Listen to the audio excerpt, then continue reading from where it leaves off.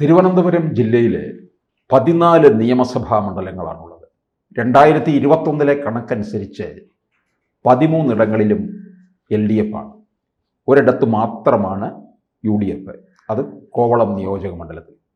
നമ്മൾ ഈ തദ്ദേശ തെരഞ്ഞെടുപ്പിലെ കണക്കനുസരിച്ച് നോക്കുമ്പോൾ ഈ 14 നിയമസഭാ മണ്ഡലങ്ങളിൽ 8 നിയമസഭാ മണ്ഡലങ്ങളിൽ BJP ഏതാണ്ട് നല്ലൊരു വർധനവാണ്, വോട്ട് വർധനവ് നേടിയിട്ടുണ്ട്.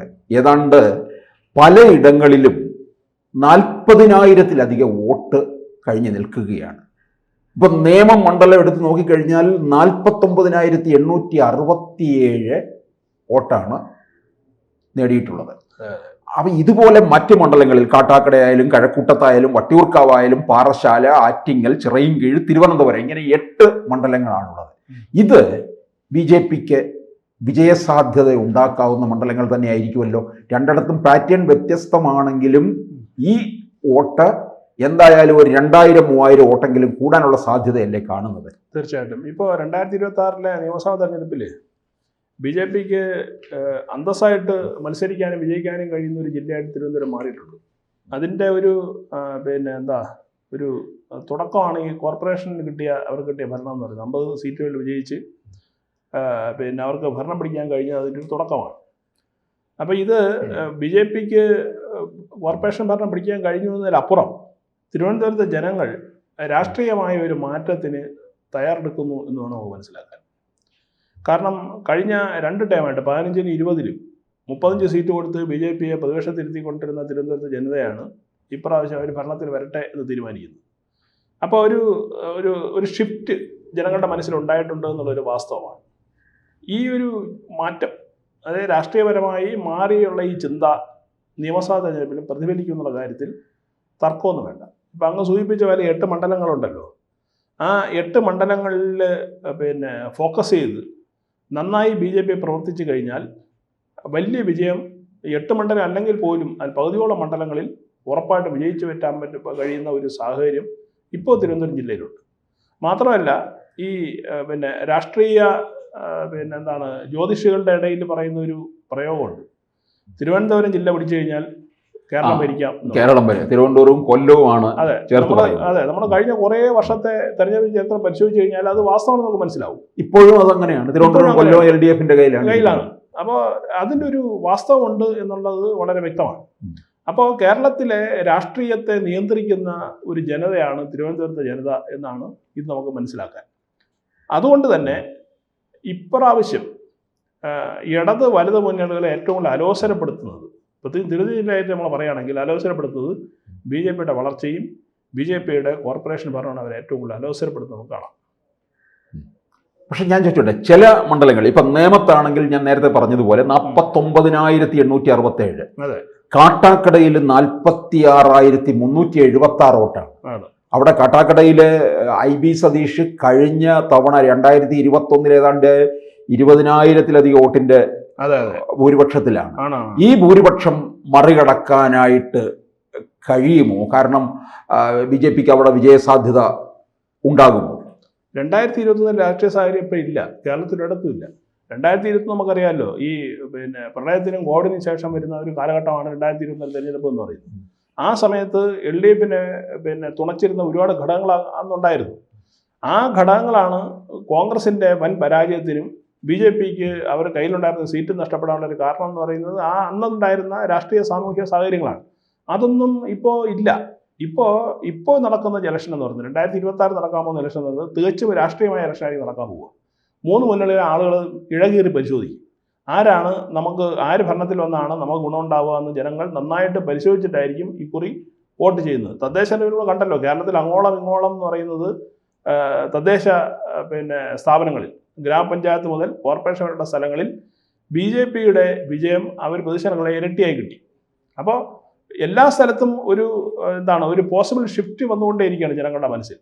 എന്തിനാണ് ഈ ഇടതുവല മുന്നണികളെ ഇനിയും പരീക്ഷിക്കുന്നത്? കേരളം രക്ഷപ്പെടണമെങ്കിൽ 3ാം മുന്നേ വരട്ടെ എന്നൊരു ചിന്ത ഒരു പക്ഷേ ജനങ്ങളിൽ ഉണ്ടായിട്ടുണ്ടാവാം.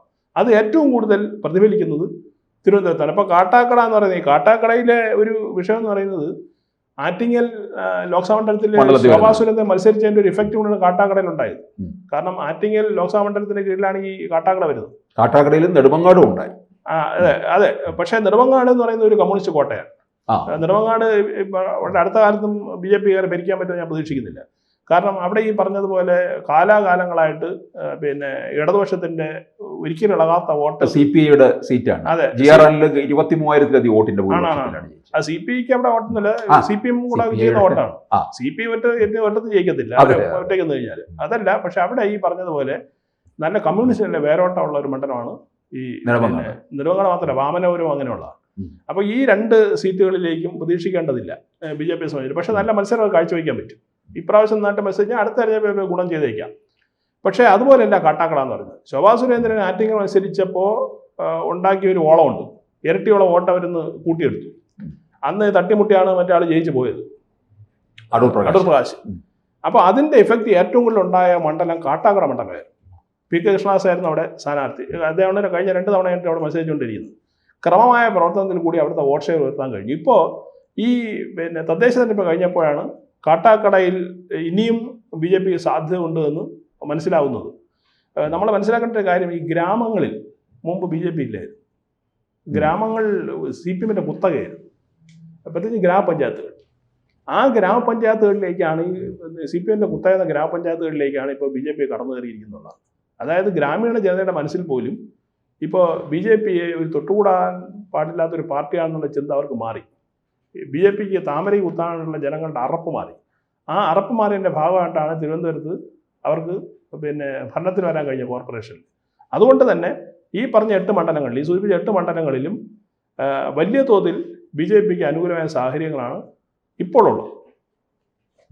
ഇത് ഇപ്പം നേമത്തായാലും കാട്ടാക്കടയായാലും അതുപോലെ നമ്മൾ നോക്കിക്കഴിഞ്ഞാൽ കഴക്കൂട്ടത്ത് വട്ടിയൂർക്കാവിലും എടുത്തു നോക്കിക്കഴിഞ്ഞാൽ കഴക്കൂട്ടത്ത് 40,852 വോട്ടാണ് തദ്ദേശ തെരഞ്ഞെടുപ്പിൽ അവിടെ നിന്ന് കിട്ടിയിട്ടുള്ളത്. വട്ടിയൂർക്കാവിൽ 38,000 വോട്ടിന് മുകളിലാണ്.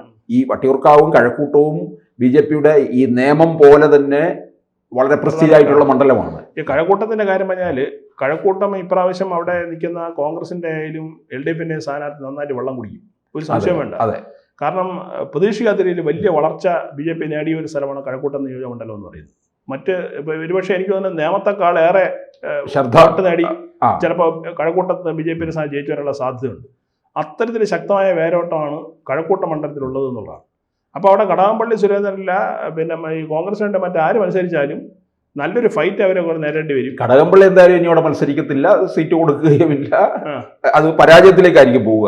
അല്ല, ആര് മത്സരിച്ചാലും പരാജയപ്പെടും, അത് തർക്കമൊന്നുമില്ല. അതാണ് കഴക്കൂട്ടത്തിന്റെ സാഹചര്യം തന്നെ. ഏതാണ്ട് സമാനമായ സാഹചര്യമാണ് ഇപ്പോൾ ശാസ്തമംഗലത്ത് വന്നിരിക്കുന്നത്. ശാസ്തമംഗലത്ത് ഇപ്പോൾ ഈ VK പ്രശാന്ത് നിലവിലുള്ള MLA എന്ന് പറയുന്നത്, അദ്ദേഹത്തിന്റെ ഈ പറഞ്ഞതുപോലെ പക്വതയില്ലാത്ത ചില പെരുമാറ്റങ്ങൾ കാരണം ഇപ്പോൾ വട്ടിയൂർക്കാവിലെ ജനങ്ങൾ ഇയാളെ വീണ്ടും ഇനി വേണോ എന്ന് അവർ ചിന്തിച്ചു തുടങ്ങിയിട്ടുണ്ട്. മാത്രമല്ല പാർട്ടിയും ആലോചിക്കുന്നുണ്ട് ഇയാളെ മാറ്റാൻ. VK പ്രശാന്തിനെ കഴക്കൂട്ടത്തേക്ക് മാറ്റാനാണ് CPM ആലോചിക്കുന്നത്. അതുകൊണ്ട് 2 ഗുണം. ഇവിടെ ഇപ്പോൾ കടമ്പള്ളിക്ക് മേലെ ഒരു ആരോപണം ഉണ്ടല്ലോ ഈ സ്വർണ്ണക്കൊള്ളയായിട്ട് ബന്ധപ്പെട്ട്. അതിലെന്തായാലും സംഭവിക്കുകയാണെന്നുണ്ടെങ്കിൽ പിന്നീട് ഓടി നടന്ന സ്ഥാനത്തെ കണ്ടുപിടിക്കേണ്ട കാര്യമില്ല. ഇവിടെ VK പ്രശാന്തിന് ഇപ്പോൾ ആൾറെഡി തന്നെ ഒരു ഭരണവിരുദ്ധ വികാരവും ഇയാളുടെ ഈ പറഞ്ഞ പെരുമാറ്റവും കൊണ്ട് ആൾറെഡി ഒരു മോശം പ്രതിച്ഛായയാണ് ഇപ്പോൾ വട്ടിയൂർക്കാവ് മണ്ഡലത്തിലുള്ളത്. ഇയാൾ പറഞ്ഞൊന്നും നടപ്പിലാക്കിയിട്ടില്ല. അപ്പോൾ അതുകൊണ്ട് തന്നെ ഇവിടെ നേരെ ഷിഫ്റ്റ് ചെയ്ത് എന്ത് ചെയ്യുക, കഴക്കൂട്ടത്തേക്ക് ഇടുക, ശാസ്തമംഗലത്ത് പുതിയ സ്ഥാനാർത്ഥിയെ കൊടുക്കുക എന്നുള്ളതാണ് ഒരു നയം.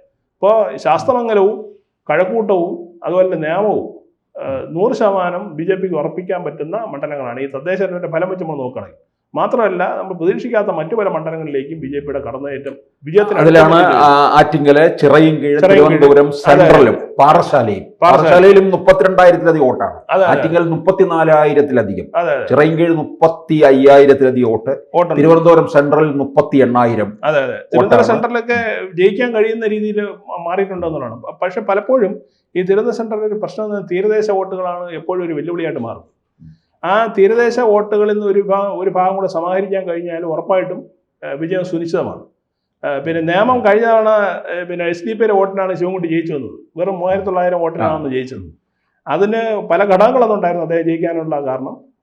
നിലവിലുണ്ടായിരുന്ന നമുക്ക് ഓർമ്മയുണ്ട്, അന്ന് ഈ കുമ്മൻ രാജശേഖരനായ സ്ഥാനാർത്ഥി BJPയുടെ ഒ രാജഗോപാലിൻ്റെ വീട്ടിൽ പോയി അദ്ദേഹം വിളിച്ച് പ്രഭാത ഭക്ഷണം കൊടുത്തതിന് ശേഷം ഒരു ആശംസ ഒ രാജഗോപാൽ കൊടുത്തിരുന്നു. അന്ന് അക്കാലത്ത് വേണ്ടി ചർച്ച ചെയ്തതാണ്. ആശംസ എന്ന് പറയുന്നത് കൊള്ളാം, മത്സരമൊക്കെ തന്നെ ഗോവൻ നന്നായിട്ട് നടക്കട്ടെ, പക്ഷേ ജയിക്കില്ല, ഇതാണെന്ന് ഒ രാജഗോപാൽ.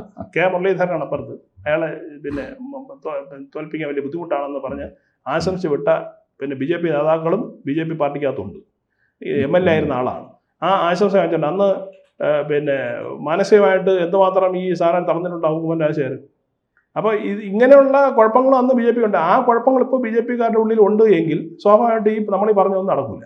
അപ്പോൾ എല്ലാവരും ഒറ്റക്കെട്ടായിട്ട് ഈ പറഞ്ഞതുപോലെ ജനങ്ങളുടെ വികാരം അനുസരിച്ച് പ്രവർത്തിക്കുകയും നല്ല കാൻഡിഡേറ്റ്സിനെ കൊടുത്ത് മത്സരം കാഴ്ചവെക്കുകയും ചെയ്ത് കഴിഞ്ഞാൽ ഈ പറഞ്ഞ 8 മണ്ഡലങ്ങളിലും അതിൽ ഭൂരിപക്ഷം മണ്ഡലങ്ങളിലും ജയിക്കാൻ കഴിയും എന്നുള്ളതാണ് നിലവിലെ സാഹചര്യം. കൂടുതൽ വാർത്തകളും വിശേഷങ്ങളും നിങ്ങളിലേക്ക് എത്താൻ ABC മലയാളം സബ്സ്ക്രൈബ് ചെയ്യുക, ബെൽ ബട്ടണും അമർത്തുക.